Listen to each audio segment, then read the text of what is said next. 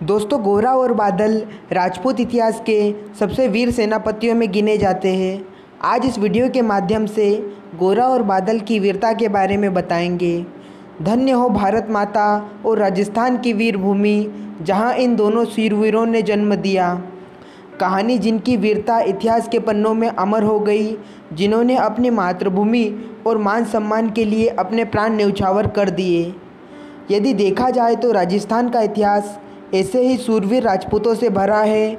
इन्हीं में से एक है चित्तौड़गढ़ के राजा रावल रतन सिंह के सेनापति अर्थात सेना नायक गोरा और बादल, जिन्हें देश के सबसे वीर सेनापति होने का गौरव प्राप्त है।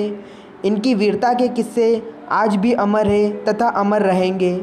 इतिहासकारों द्वारा ऐसा कहा जाता है कि जब तक गोरा के कंधे पर दुर्गे शीश रहेगा, तब तक महाकाल से भी राणा का मस्तक नहीं कटेगा। तो आज जाने उन दो महान योद्धाओं के बारे में, जिनके लिए कहा जाता है कि जिनका शीश कट जाए फिर भी धड़ दुश्मनों से लड़ता रहे, वो है राजपूत।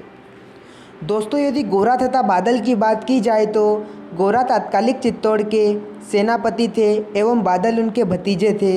दोस्तों, अत्यंत ही वीर एवं पराक्रमी थे। उनके साहस, बल एवं पुरुषार्थ से शत्रु डरते थे। गोरा एवं बादल इतिहास के उन गिने चुने लड़ाकों में से एक थे, जिनके पास बाहुबल के साथ अत्यंत तीव्र बुद्धि भी थी। इनकी बुद्धि एवं वीरता ने उस असंभव कार्य को संभव कर दिखाया था, जिसके कोई शायद ही कर पाता। ये ऐसे योद्धा थे जो दिल्ली जाकर खिलजी की कैद से रावल रतन सिंह को रिहा करा लाए थे। इस युद्ध में जब गोरा ने खिलजी के सेनापति को मारा था, तब तक गोरा का शीश पहले से ही कट चुका था, केवल धड़ शेष था। ये सब कैसे संभव हुआ, इसका वर्णन मेवाड़ के राजा कवि श्री नरेंद्र मिश्र ने अपनी लिखित कविता में किया था। तो आइए जाने कविता के माध्यम से। जब तक गोरा के कंधे पर दुर्गे शीश रहेगा, महाकाल से भी राणा का मस्तक नहीं कटेगा। तुम निश्चिंत रहो महलों में, देखो समर भवानी, और खिलजी देखेगा केसरिया तलवारों का पानी। राणा के सकुशल आने तक गोरा नहीं मरेगा, एक पहर तक सर कटने पर भी धड़ युद्ध करेगा। एक लिंग की शपथ महाराणा वापस आएगा, महाप्रलय के घोर प्रभंजन भी जा रोक पाएगा। यह शपथ लेकर महावीर गोरा राणा जी को वापस चित्तौड़ लाने की योजना बनाने लगे। योजना के बन जाने पर वीर गोरा ने आदेश दिया कि गोरा का आदेश हुआ, सज गए 700 डोले, और बाकुरे बादल से गोरा सेनापति बोले, खबर भेज दो खिलजी पर, पद्मिनी स्वयं आती है, अन्य 700 सतिया भी वो संग लिए आती है। जब यह खबर खिलजी तक पहुंची तो वो खुश होके मारे झूम उठा। उसको लगा कि वो जीत गया, लेकिन ऐसा कदापि नहीं हुआ। पालकियों में तो सहस्त्र सैनिक बैठे थे एवं पालकियाँ डोले वाले भी कुशल सैनिक थे, और ये सैनिकों से भरी पालकियाँ दिल्ली पहुँच गई। जब पहुँची डोलियाँ एक खिलजी की सरहद में, उस पर दूध भी जा पहुंचा खिलजी के रंग महल में। बोला, सहंसा पद्मिनी मलिका बनने आई है, इसी साथ हुस्न की कलियां भी लाई है। एक मगर फरियाद वक्त उसकी पूरी करा दो, राणा रतन सिंह से केवल एक बार मिला दो। दूध की यह बात सुनकर मुगल उछल पड़ा। उसने तुरंत ही राणा जी से पद्मिनी को मिलवाने का हुक्म दे दिया। जब यह बात गोरा के दूत ने बाहर आकर बताई, तब गोरा ने बादल से कहा, राणा जाए जिधर, शत्रु को उधर न बढ़ने देना, और एक यवन को भी उस पद पर पाँव न धरने देना। मेरे लाल बादल आन न जाना पाए, तिल तिल कट मरना मेवाड़ी मान जाना पाए। यह सुनकर बादल बोले कि ऐसा ही होगा, काला राजपूतानी अमर रहेगी, बादल की मिट्टी में भी गौरव की गंध रहेगी। बादल के ये वचन सुनकर गोरा ने उसे अपने हृदय से लगा लिया। लेकिन इस पूरी योजना का क्रियान्वयन किस प्रकार हुआ, इसका वर्णन महाकवि श्री नरेंद्र मिश्र के द्वारा पंक्तियों के माध्यम से किया गया है। गोरा की चतुरी चाली राणा के बंधन काटे, छाट छाट कर शाही पहरेदारों के सर काटे।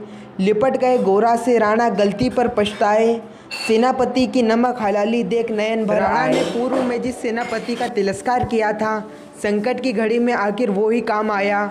यह देख राणा के नैन भर आए, लेकिन अब तक खिलजी की सेना को पता लग गया था कि कुछ गड़बड़ है। जब उसने लिया समक्ष पद्मिनी नहीं आई, मेवाड़ सेना खिलजी की मौत साथ लाई। तो उससे पहले तैयार सैनिक दल को बुलाया और रण छोड़ दिया। उस समय माहौल ही कुछ ऐसा था कि राणा को सुरक्षित अपने देश पहुंचाना तथा शत्रु देश में निकलना अधिक महत्वपूर्ण था। राणा ने परिस्थिति को समझा और इसी की तुलना में यदि बादल की वीरता की बात की जाए तो इस लड़ाई में उनका पेट फट चुका था, अतड़ियाँ बाहर आ चुकी थी, तो भी उन्होंने लड़ना बंद नहीं किया। अपनी पगड़ी पेट संग बांधकर लड़ाई लड़ी। रण में दोनों काका भतीजे और वीर मेवाड़ी सैनिकों के इस रौद्र प्रदर्शन का वर्णन कवि नरेंद्र मिश्र द्वारा इस प्रकार किया गया है कि पुण्य प्रकाशित होता है जैसे अग्रिम पापों से, फूल खिलता रहता है असंख्य संख्यों के सतापों से। वो मेवाड़ी शेर अकेला लाखों से लड़ता रहा, बड़ा जिस तरफ वीर उधर ही विजय मंत्र पढ़ता रहा। इस भीषण रण से दहती थी दिल्ली की दीवारें, गोरा से टकराकर टूटी खिलजी की तलवारें।